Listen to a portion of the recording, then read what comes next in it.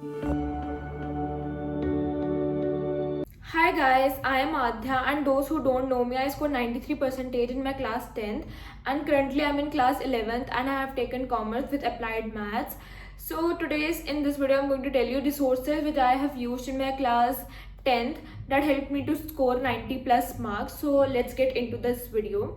So basically I would tell you the subject wise, and अभी मेरे पास कोई भी रिसोर्स नहीं होगा तो मैं इधर स्क्रीनशॉट डाल दूंगी. And whatever the resources which I am going to tell in this video, ये मैंने स्टार्टिंग से लेकर मतलब बोर्ड तक क्या क्या यूज़ किया एंड बीच में कौन सी बुक्स लाई नहीं ली, मैं आपको सब बताने वाली हूँ in this video. And I would also tell you guys that I had a potential of scoring 95 percentage, but कैसे मैंने अपने 10 मार्क्स अपने ही बेवकूफ़ी से लूज किए तो मैं वो भी बताऊंगी, so that you could not. Basically सबसे पहले हम लेते हैं इंग्लिश को. सो इन इंग्लिश 2 बुक्स होती है ऑब्वियसली एनसीईआरटी की, एंड एनसीईआरटी की बुक्स लाइक मैं हर एक चैप्टर को एक बार ही रीड करती थी, दोबारा रीड नहीं करती थी. So I use to had all in one of English and I would put a screenshot of every book और resource hair.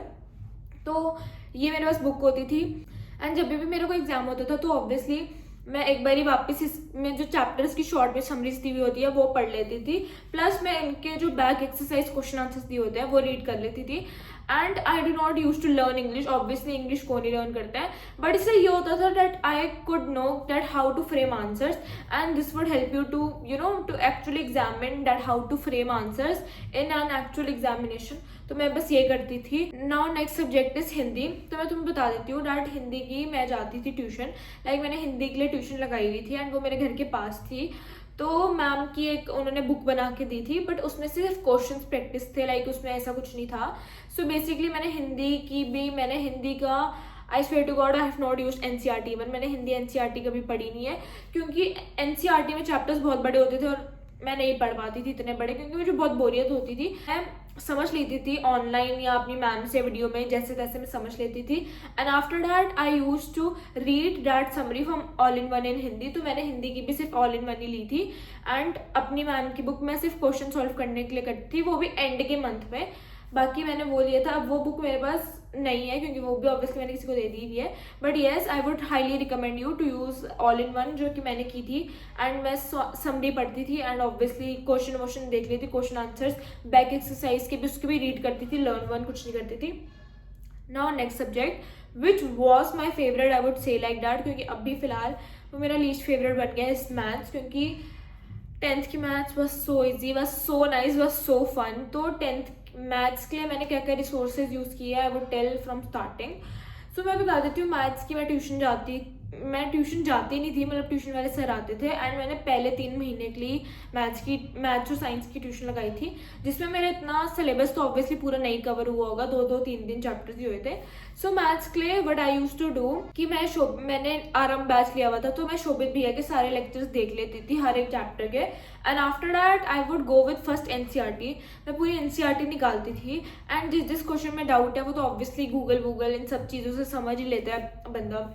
And after that I would go to R D Sharma. के बाद मैं are D Sharma करती थी. And yes NCERT की हर एक exercises, हर एक example please कर लेना, even if you are student of standard maths या basic maths, NCERT is important.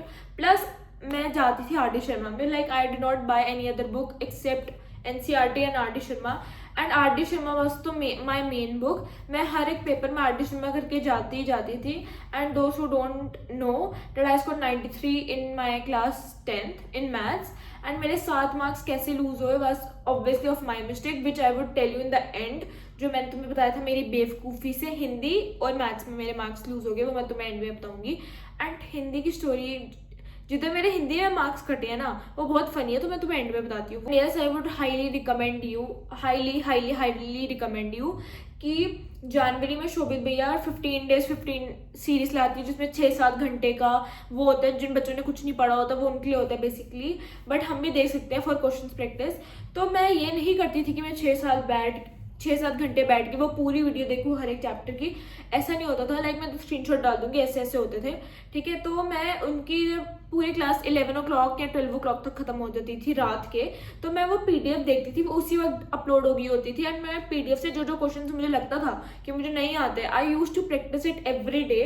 तो मैंने मैथ्स के लिए अपना यही किया था. And after that we go to social science. So social science में अगेन आई वुड से कि मैंने एनसीईआरटी नहीं पढ़ी थी, which was my mistake, but चलो बोर्ड में उसका कोई इम्पैक्ट नहीं पड़ा. So let me tell you that NCERT के लिए मैंने सिर्फ जो पेंटिंग्स एनसीईआरटी में जो पेंटिंग्स होती है स्पेशली हिस्ट्री में और सिविक्स में, इट्स सो इम्पॉर्टेंट. हर एक पेंटिंग को अच्छे से एनालाइज करके जाना, पेंटिंग वाले क्वेश्चन सॉल्व करना. एंड मैंने SST भी ऑल इन वन से किया है. Here I would put the screenshot. मैंने सिर्फ ऑल इन वन यूज़ की थी SST के लिए and I score 93 marks in my SST. So I would highly recommend you to use all in one, क्योंकि ऑल इन वन में बहुत अच्छे से MCQs, assertion based, competency based, picture based, short long हर एक question है, plus summary है हर एक चैप्टर की. एंड आई वुड से वन थिंग दैट मैं कभी भी क्वेश्चन आंसर्स देखती थकनी थी ना लर्न करती थी. I would learn the summary, मतलब मैं पूरी ऑल की समरी रट्टा मार के चले जाती थी. And this is how I use to frame the questions in social science. And yeah this was all I use to do in social science. And next we would go in science. So let me tell you that my science was the weakest subject. And मेरे को 9th से मेरी science बहुत weak थी, like in half yearly and in finals. 9th में तो आई barely पास, मतलब मैं बस पास हुई थी क्योंकि मेरी साइंस नहीं अच्छी थी. एंड 10th में भी हाफ ईयरली में बुरे हाल थे साइंस में, प्री बोर्ड्स में भी बुरे हाल थे. But in finals I scored 81 which is not that good but not that bad. ठीक है, जिस हिसाब से मेरा था. And I would say that go with chemistry पे एनसीईआरटी पे स्टिक रहना, स्टिक टू एनसीईआरटी. लोग बोलेंगे प्रदीप खरीदो, ये खरीदो, वो खरीदो, नहीं खरीदना, क्योंकि केमिस्ट्री का पेपर पूरा एनसीईआरटी से आया होता है. But the fact is that you have to read every activity, every question, हर एक लाइन एनसीईआरटी के बुक में बहुत इंपॉर्टेंट है. तो केमिस्ट्री के लिए I would definitely recommend you कि एनसीईआरटी पूरा रट्टा मार लेना, मतलब पूरा घोल लेना एनसीईआरटी का हर एक क्वेश्चन, इन टेक्स्ट क्वेश्चन, एक्टिविटी, ये कलर ऐसा क्यों चेंज हुआ, ये कलर ऐसा क्यों चेंज हुआ. अभी तुम्हें दिख रहा होगा चैप्टर 1 चैप्टर 2 में. चैप्टर 1 केमिकल था, उसमें मैग्नीशियम ये सब था. एंड वही जो CU मतलब आयरन, कार्बन डाइऑक्साइड, कुछ ऐसी चीज़ें थी ना, तो वो अच्छे से रट्टा मार लेना. कार्बन एंड कंपाउंड्स भी अच्छे से, मतलब एनसीईआरटी तुम पूरा केमिस्ट्री पे एनसीईआरटी पे डिपेंड हो सकते हो क्योंकि पेपर पूरा एनसीईआरटी से ही आता है. Next I use all in one for my biology section, क्योंकि बायोलॉजी में मेरे से नहीं लर्न होती थी 10th की biology. I use to hate 10th biology. मतलब मेरे को अभी तक याद है मेरे से कौन कौन से चैप्टर लर्न हो पाए थे. It was control and coordination, how do organisms reproduce, heredity and environment, वो लास्ट वाला चैप्टर. बाकी जो बीच का chapter what was this life processes, I swear to God I used to hate that chapter. I used to ignore that chapter. But ignore नहीं करना मेरे जैसे, please करके चले जाना. एंड मैंने भी कर लिया था जैसे तैसे, बट कच्चा पक्का था, मेरे को इतने अच्छे से फिर भी नहीं हुआ था चैप्टर.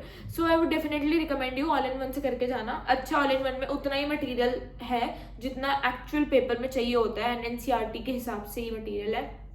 नेक्स्ट फिजिक्स के लिए from the starting of the year, like April, May, June, July, August, I started doing numericals from Pradeep. But मेरे मार्क्स नहीं आ रहे थे, मेरे मार्क्स गिर रहे थे. And I am not saying कि प्रदीप न्यूमेरिकल सॉल्व करने के लिए बुरी है, बट मेरे को पैटर्न नहीं पता चल रहा था कि इस टाइप के क्वेश्चन आते हैं.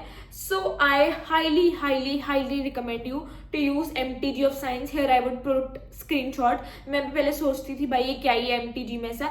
MTG is guru. Once you will start solving questions from MTG. MT में हर एक चैप्टर के हर एक टॉपिक वाइज क्वेश्चंस दिए हुए होते हैं, बहुत सारे क्वेश्चंस दिए हुए होते हैं, MCQ, short answer, long answers. So stick to MTG. MTG काफ़ी अच्छी बुक है. एंड ये मैं बार बार बोल रही हूँ, मैंने पूरे साल उसके बाद सिर्फ MTG से पढ़ा है. And I highly believe that MTG के कारण ही मेरे 81 आ पाए साइंस में, क्योंकि MTG में भाई बहुत मटीरियल है, बहुत वैरायटी ऑफ क्वेश्चन है.